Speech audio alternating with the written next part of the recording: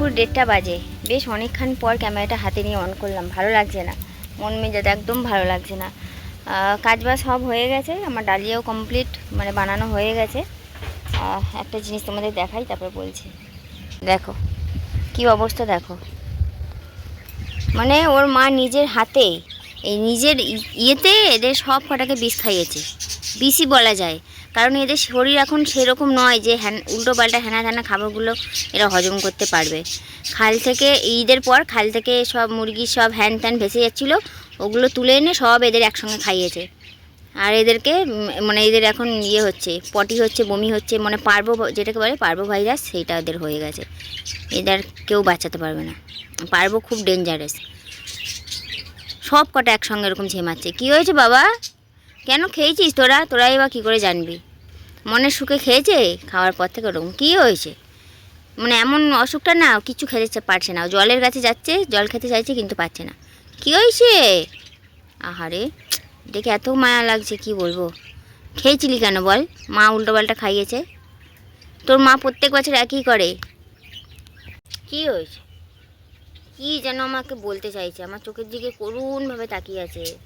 দেখো না, পায়ের কাছে এসেছে, করুণভাবে তাকিয়ে আছে আমার দিকে, কি যেন একটা বলতে চাইছে, কিন্তু কোনো উপায় থরি না আছে, কিছু করার নেই, কিচ্ছু করার নেই, আমার হাতে কিছু নেই। আমার বর থাকলেও নাই, যাও বা অ্যান্টিবায়োটিক কিছু একটা আনিয়ে খাওয়াতাম, কিন্তু আমার বড় ঘর নেই, কাকে বলবো আমি। জল রাখা আছে, খাবার জলের কাছে যাচ্ছে, কিন্তু খেতে পাচ্ছে না। আয় আয় আয়, আছো? চলো, অনেক সকালে রান্না তো, তরকারি একটু গরম বসালাম, গরম হোক। আর এই যে এদিকে আমার ডালিয়াও হয়ে আছে। এ বাবা, এ কি কাণ্ড, হঠাৎ করেই দেখো কি অবস্থা। এ ভগবান, নিমেষের মধ্যে কি বড় বড় বৃষ্টির ফোঁটা পড়ছে, কালো কুচকুচে মেঘ। এ বাবা,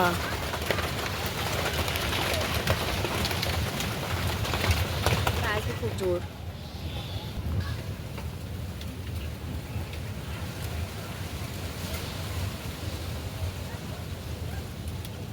এদিকটা তো পশ্চিম দিকটা পুরো মেঘ করেছে, কিন্তু পূর্ব দিকটা পুরো পরিষ্কার।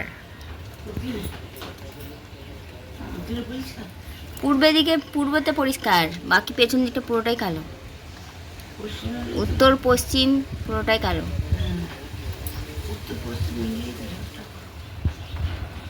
থাক, জানাটা এখন খোলা থাক, আগে আসুক, ঘর পুরো গরম হয়ে যাবে।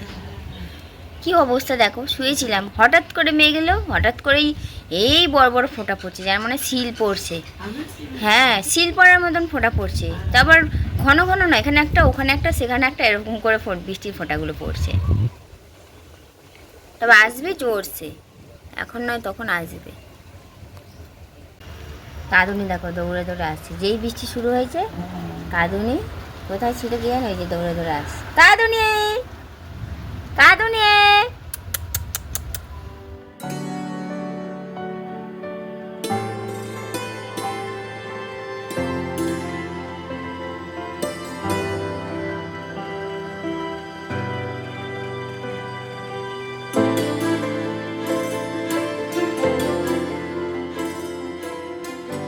বলছি মুসলি খাবেন মা?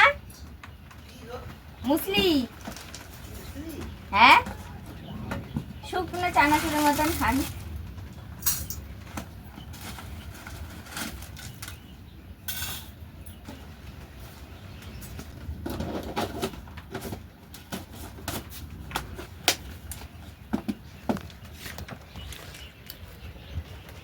আমার এই মুসলি আরে না,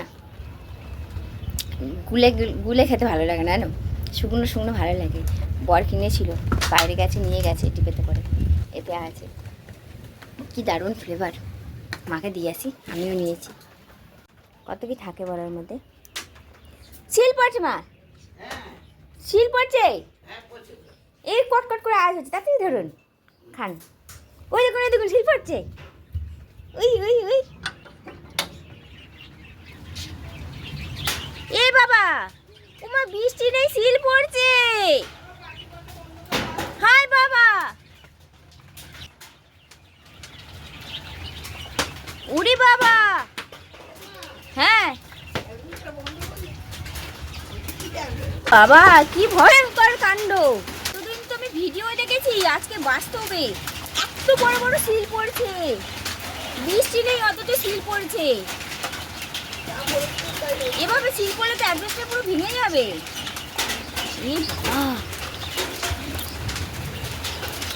এটা কি হচ্ছে? এর থেকে বড় বড় আছে মা, সাইজ দেখুন না।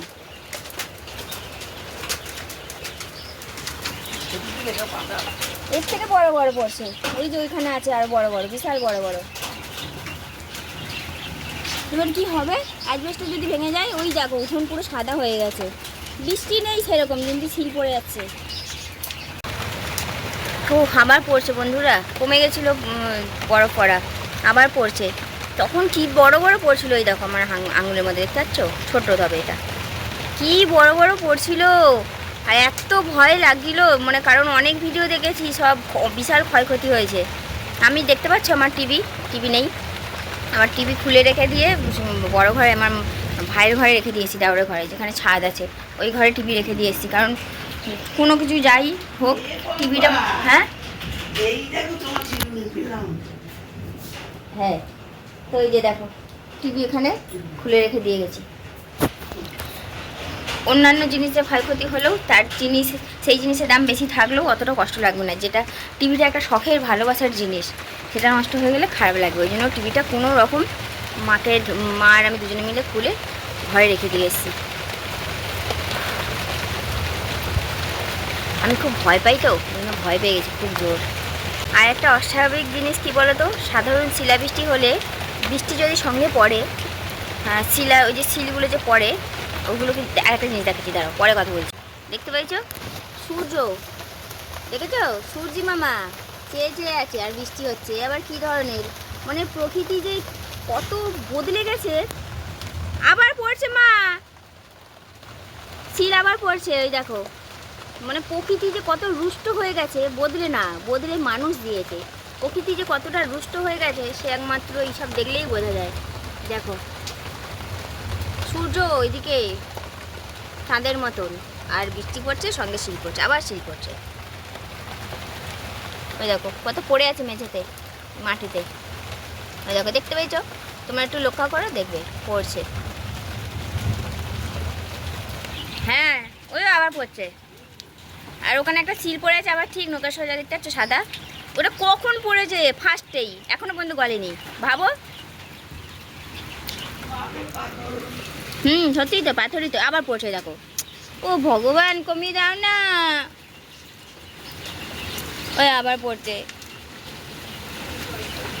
বেশ কমে গেছিল। তখন ভয়ে টিভিটা খুলে দিয়েছিলাম, এবার লাগাতে হবে, এবার কী করে লাগাবো।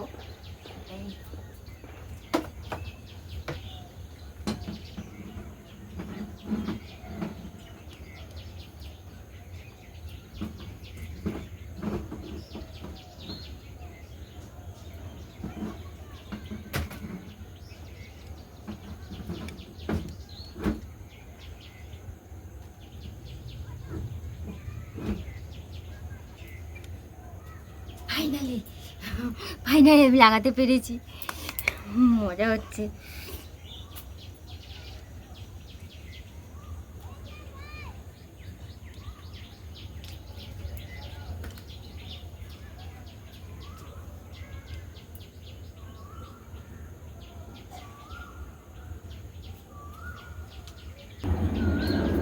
টিভিটা অন করে দেখি, আগে প্রথমে হটস্পটটা অন করি। হটস্পট দিয়ে তো টিভি চলবে, নাহলে টিভি চলবে না।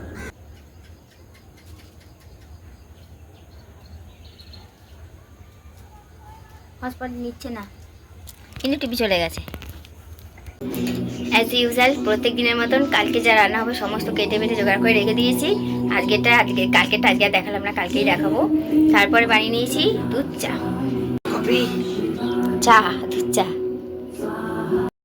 বৃষ্টি পড়ে ওয়েদারটা পুরো ঠান্ডা হয়ে গেছে, তারই সঙ্গে হাতে আছে 1 কাপ গাঢ় গাঢ় দুধের গরম দুধ চা। কম্বিনেশানটা সেই না?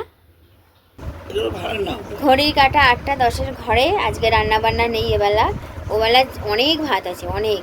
আসলে দাদুকে বলেছিলাম ভাত খেতে, আজকে ভাত খাবে। মা সকালেই তো ভাত করে ফেলেছিল দাদুকে জিজ্ঞাসা করার আগেই। এবার দাদু বললো যে না খাবো না, কারণ আজকে আর আসবো না সারাদিন এখানে। ওই জন্য দাদুর ভাগের ভাতটা রয়ে গেছে। আমরা তো সব এইটুকু একটু করে খাই। তারপরে মা দুপুরবেলা ভাত খাইনি, আজকে শরীর খারাপ হয়েছিল বলে, গা গলা ছিল বলে ভাত খাইনি। মায়ের ভাগের ভাত আছে, দাদুর ভাগের ভাত আছে, মানে এমন ভাত আছে না রাঁধলে সবার হয়ে যায়। আমি তো রাত্রে ভাত খাই না এমনিতেও, দিনেও বা কোথায় খাই। তো ভাই আর বাবার ভাত হয়ে যাবে। মাকে বললাম আজকে হয়েও থেকে যাবে। মাকে বললাম যে আমরা দুজনে মুড়ি খেয়ে নেবো। অন্য দিন হলে ভাতে মুড়িতে মিশিয়ে খেতাম, যেহেতু বৃহস্পতিবার ভাতে মুড়িতে মিশিয়ে খেতে নেই, ওই জন্য যে কোনো একরকম। পুরো ভাতও দুজনের হবে না, আবার ভাতে মুড়িতে মিশিয়েও খাওয়া যাবে না। ওই জন্য মাকে বললাম তাই যা ভাত বেশি হয় রেখে দিন, কালকে কুকুরকে দেওয়া যাবে বা কিছু ভাতে ভাত মিশিয়ে করা যাবে, কিন্তু আজকে মুড়ি খাবো আমি আর মা। হ্যাঁ, কি ভালো লাগছে, বৃষ্টিটা হয়েছে না, পুরো ঠান্ডা ঠান্ডা ওয়েদার হয়ে গেছে। বলুন কেমন লাগছে? মা আর আমি টিভি দেখছি এখন। মা অনেকটা রোগা হয়েছে। প্রথম দিকে যারা আমার ব্লগ দেখেছো তারা মিলিয়ে দেখবে, অনেক অনেক পরিবর্তন হয়ে গেছে, মানে চেহারার দিক দিয়ে বলছি। আর বয়স তো হয়েছেই, মানুষ আজকে একরকম দেখবে, কালকে আর একরকম দেখবে, কিন্তু চেহারার দিক দিয়ে বলবে সেটা কমে গেছে অনেকটাই। না গো, অনেক বয়স হয়েছে, 65। এই বয়স বলতে নেই মেয়েদের। না, আমার কি বিয়ে হবে বলো? এই বয়স লুকিয়ে রাখবো? তাও মেয়েদের বয়স বলতে নেই। না, আমি বলবো কিন্তু আমার বয়স কেউ বুঝতে পারে না। হ্যাঁ, কি বলেন মা?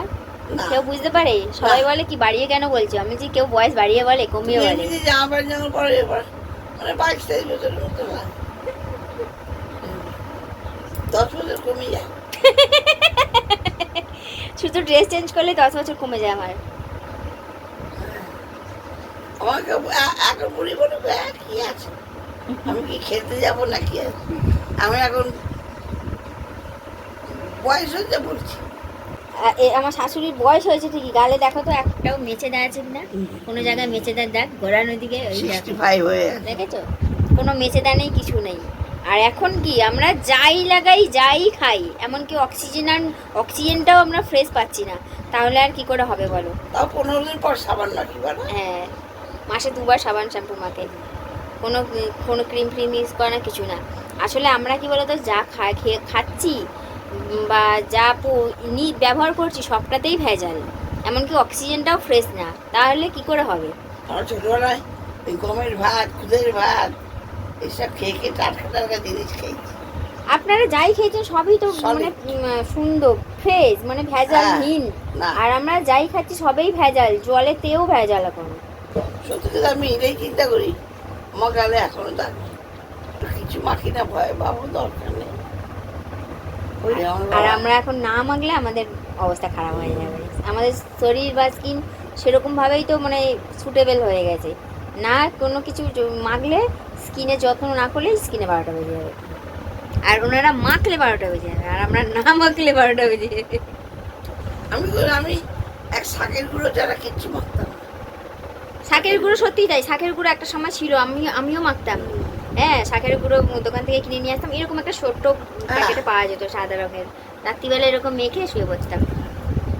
এখন সেসব অতি, আমাদের ছোটবেলায় আমরাও মেখেছি। একটা দাগ পর্যন্ত নেই, আসলে আমার ডিবারটা ভালো। হ্যাঁ, কাঁচা পেঁপে, কাঁচা হলুদ, শিলে পাটা হলুদ, তোমায় আমি খাও দেখো মাংস কি টেস্টি।